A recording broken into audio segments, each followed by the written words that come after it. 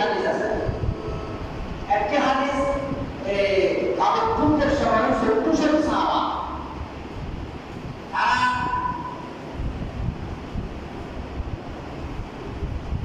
পানির হাজত হয়েছে, পানির প্রয়োজন হয়েছে। সাহাবা একরাম যেখানে তাবু করেছেন সেখানে পানির প্রয়োজন হয়েছে, বলেছেন ইয়া রাসূলুল্লাহ, আমরা নামাজের সময় হয়ে গেছে এবং আমাদের ঘোড়া গাধা এবং মানুষেরা সাহাবা একরাম তাদের পানির প্রয়োজন হয়েছে ইয়া রাসূলুল্লাহ, এখন আমরা কি করব? আমাদের পানির প্রয়োজন হবে। তখন আল্লাহ রাসূল বললেন, তোমাদের মশকের মধ্যে কারো মশকের মধ্যে অল্প পানি আছে কিনা দেখো, তোমরা দেখো তোমাদের মশকের মধ্যে কোনো পানি আছে কিনা। তোমরা দেখো অল্প পানি পেলে একটা বাটির মধ্যে নিয়ে পানিগুলো আমার কাছে নিয়ে আসো। তখন মশকগুলো চেক করে অল্প এক বাটি পানি পেলেন, পানিগুলো বাটি করে নবী করিম সাল্লাল্লাহু আলাইহি ওয়াসাল্লামের কাছে আনলেন। আল্লাহ রাসূল সাল্লাল্লাহু আলাইহি ওয়াসাল্লাম হাত মোবারক ওই মাটির মধ্যে চুবাইয়া দিয়া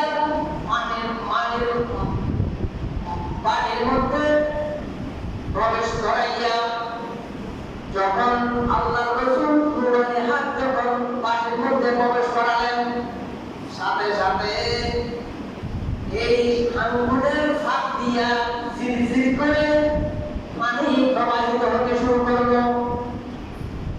এমনকি একটা হাদিসের মধ্যে রয়েছে নবী করিম সাল্লাল্লাহু আলাইহি ওয়াসাল্লাম 300 জন সালাসাতা নিয়ে, আরেক হাদিসের মধ্যে রয়েছে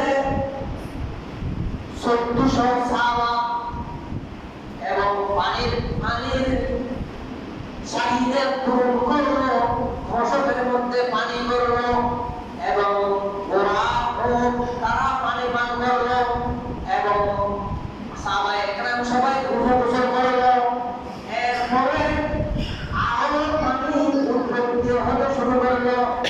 সাহাবা বলেছেন 1 লাখ মানুষ যদি জানত ওই পানির চাহিদা পূরণ হতে, সুবহানাল্লাহ। আল্লাহ রাসূল বলতে দেখেন সুবহানাল্লাহ। তো আল্লাহ রাসূল এই শায়র বলতেছেন, মুজিজা মেরে নবী কা কহ দিয়া তো হো গয়া, মুজিজা মেরে নবী কা কহ দিয়া তো হো গয়া, आपने कतरे को दरिया। সুবহানাল্লাহ, সুবহানাল্লাহ। পানি কত? এক পেয়ালা। তাও মশক থেকে অল্প অল্প করে কয়েকটি মশক থেকে পানিগুলো একটি পেয়ালার মধ্যে নিয়ে মাত্র এক পেয়ালা পানি।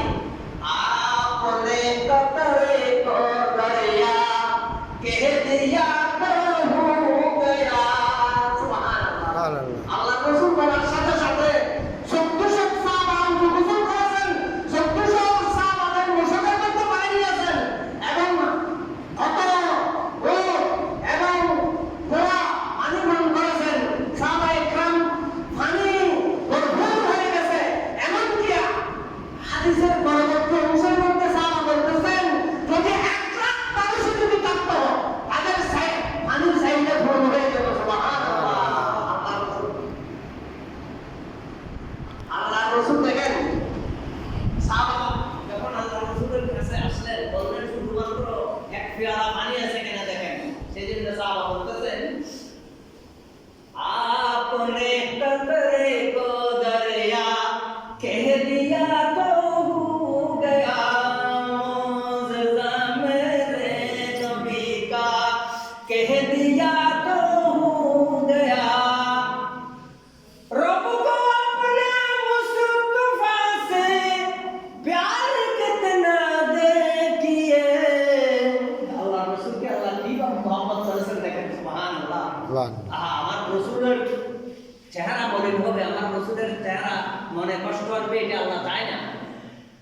রব কো अपने मुस्तफा से प्यार कितना देखिए,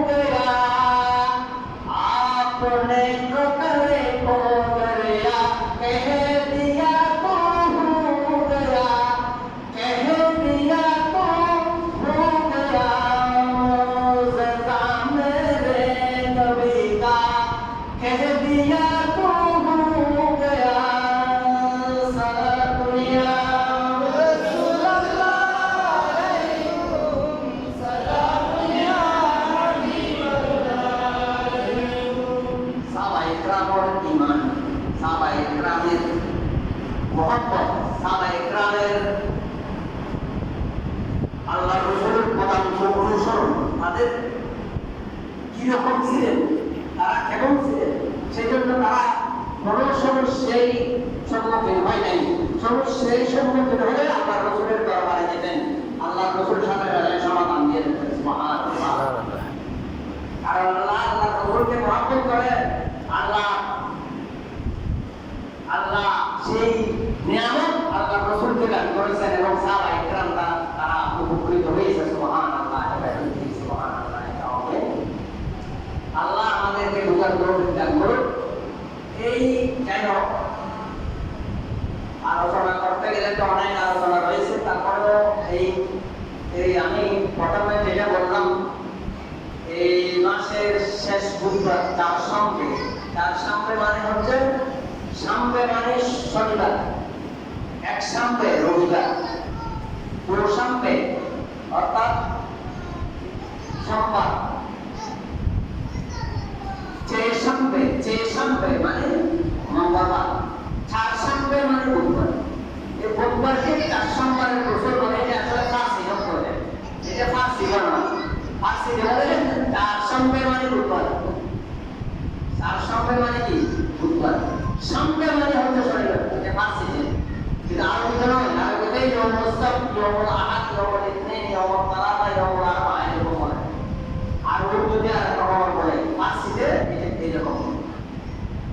এটা যদি আপনি এই চার সোমবারের গোসল করেন, এখানে কোনো কিছু নেই, পুরো করে বেদাত এগুলো শোনার কোনো প্রয়োজন নেই। এতে বেদাত হওয়ার কোনো কারণ নেই। কারণ এই যে শুধু একটি আয়াত করিমে কোরআন শরীফের একটি আয়াত সূরা ইয়াসিন যেখানে আছে, এর আগের পৃষ্ঠার মধ্যে আয়াত রয়েছে, ইন্নাল্লাহা ইউমসিকুস সামাওয়াতি ওয়াল আরদা আন তাজুলা ওয়া লা ইন যালাতা ইন আমসাকাহুমা মিন আহাদিন মিন বা'দিহি। এই আয়াতটি আপনি কাগজের মধ্যে কালামের মধ্যে রেখে যদি আপনি গোসল করেন, তাহলে আপনার ব্যায়াম সেবা হবে। আর 7 দিন সেবা আয়াত আছে, সালামু আলা ইব্রাহিম, সালামু আলা ইব্রাহিম, সালামু আলা মুরসালিন, সালামু আলা নূহিন ফিল আলামিন। এভাবে 7টি আয়াত আছে, সেবা আয়াত। ওগুলো যদি আমরা কালামের মধ্যে রেখে যদি আমরা পানি পান করি, তাহলে আমাদের ব্যায়াম আল্লাহ সেবা দান করবে।